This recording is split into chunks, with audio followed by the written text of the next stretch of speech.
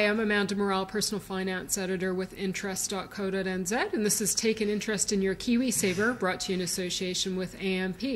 I'm joined today by Katherine Percy, who's the Executive Director of Workbase, which is a non-profit group dedicated to building financial literacy in New Zealand. Welcome back, Katherine. Hi, Amanda. Thank you. Katherine's here to talk to us today about KiwiSaver, and I'm interested to know, Katherine, how good a job do you think KiwiSaver providers are doing in informing their members about how this product works?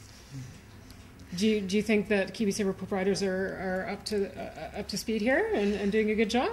Well, no, I think we believe that there's far too many assumptions being made that most people understand a lot of the basics, and I think there's some clear evidence that easily half of New Zealanders don't. So is that just an assumption, or is that something you're hearing anecdotally, or what leads you to believe this? Well, the Financial Knowledge Survey, there was some other questions asked in a World Financial Literacy Survey, and we've got International Adult Literacy and Language Surveys, and in combination, that information about the levels of literacy, language and numeracy can tell us that when people are confronted with unfamiliar content, technical terminology, multi-layered information, all of which is true for KiwiSaver, they're not likely to be able to fully engage in it. So I think there is, and there's been some other research that supports that most people in KiwiSaver don't really understand the scheme they're in. Really? Now, are you talking about sort of the people who are in default funds, or is this sort of a blanket observation about all the providers and all KiwiSaver members? I think it's a reasonable assumption that people in default funds have lower levels of interest, knowledge and active engagement around it. Mm-hmm. And I suppose for that reason we believe they probably have a moral obligation to do more to build their members' knowledge and skills, which literally means providing more basic information.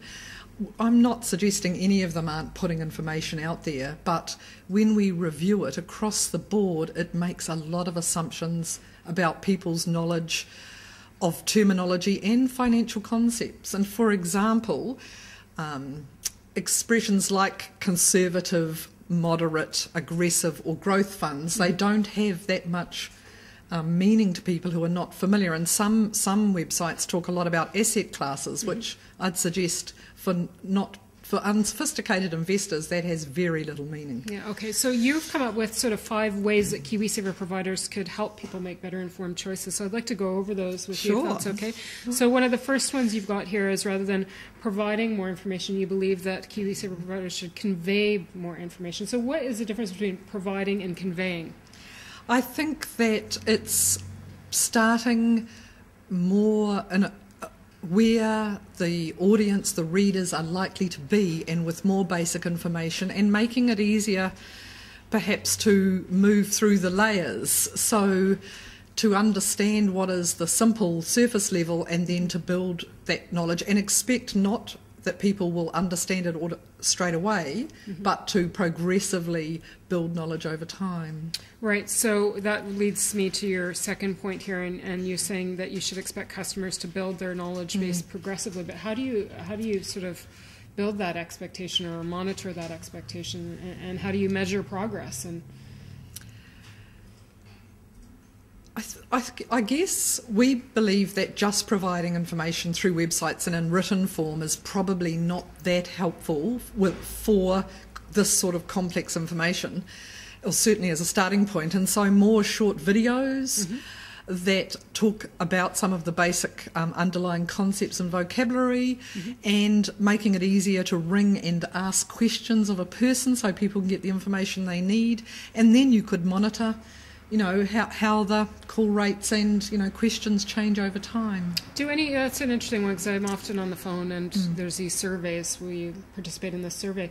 Are any of the KiwiSaver providers doing that, to your knowledge, self-assessing their own services and asking customers to rate their KiwiSaver facilities? I'd presume most financial service organisations are doing some kind of customer feedback collection. I don't know whether they're digging deeper around the awareness and knowledge about KiwiSaver. Okay, that's interesting. I think a lot of them would argue that they're doing what they can, but ultimately it kind of comes down to this level of understanding. And you're suggesting here that rather than saying, do you understand? You ought to actually test them on their ability to understand. So how would you go about doing that without being too intrusive, I guess? I think that's a bit of a staff training thing, because questions like, do you understand, only invite the answer yes, and yet there are ways where you can ask the person, tell me what you know about this so I can ensure the information I'm giving you is, what you're interested in. So there are ways that can be done that would be linked potentially to staff training. And how easy would that be to implement with staff? I mean, it would require a bit of training for them to... Well, under the new Financial Markets Authority, I think there is an assumption that people on the front line giving advice to customers do have the skills to give accurate and consistent information to customers. And also to be able to test customers on their ability to assimilate that information. Yeah? Well, to check that it's relevant to the customer and matched to their needs. And I think that if you're using terms and concepts that really people don't understand, it isn't a good match to their needs. No, okay, and that brings me to point number 4 that you make here, is that do not assume people know and understand commonly used financial concepts and terms. You're suggesting that that providers ought to bring that language out of the glossary, introduce it in a more accessible, meaningful way within the sort of day-to-day materials? Yeah, near to the place that people are looking at that information, because that's the great opportunity here when people are most interested to find things out about KiwiSaver at the time when they're engaging about choosing schemes and engaging with the provider. Okay. So looking, even on websites, it's possible, to hold a cursor over a word and for other information to pop up. So things like that could be used to explain what those terms mean, but also I think we'd like to see a bit more thought about keeping relevant information together so that maybe the fees information is adjacent to the scheme type where it differs by scheme. Oh, yeah.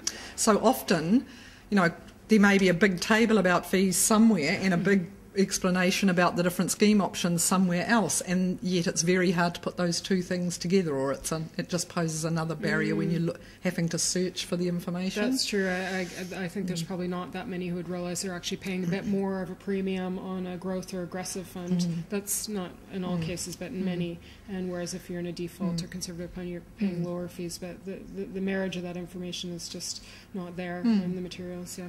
Okay, and number 5 here, ensure written communication is designed in a way that helps customers easily understand that the information provided and to find information they need. What are you suggesting here exactly?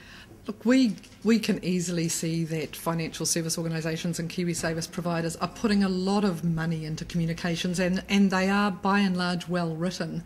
But there's some very simple things, like even as simple as not capitalising entire sentences because it makes them harder to read, having clearer layout, maybe explaining more how people can navigate the document at the beginning, as opposed to assuming everyone knows that there will be other information in a glossary, or having a simple short version at the front and more information for people who want more information, later on. So there's lots of ways that if you are focused on building knowledge, you might not write it in the way that you would for a very informed audience. And I suppose for default providers, I think we have to assume that a high proportion of their customers do need some explicit support to build their knowledge about KiwiSaver. It's not an everyday service, and investment is not an everyday thing for many New Zealanders. So we're still at the early stages of building people's knowledge. Yeah. Okay, Katherine, those are all excellent points, I think. And Workbase has also offered up some suggestions for KiwiSaver members to test their own knowledge and help improve ways to improve their own knowledge as well. And I'll put those up on the website later as well. So, Katherine, thanks very much for joining us again today. I'm Amanda Morrell, Personal Finance Editor with interest.co.nz, and this is Take an Interest in Your KiwiSaver, brought to you in association with AMP.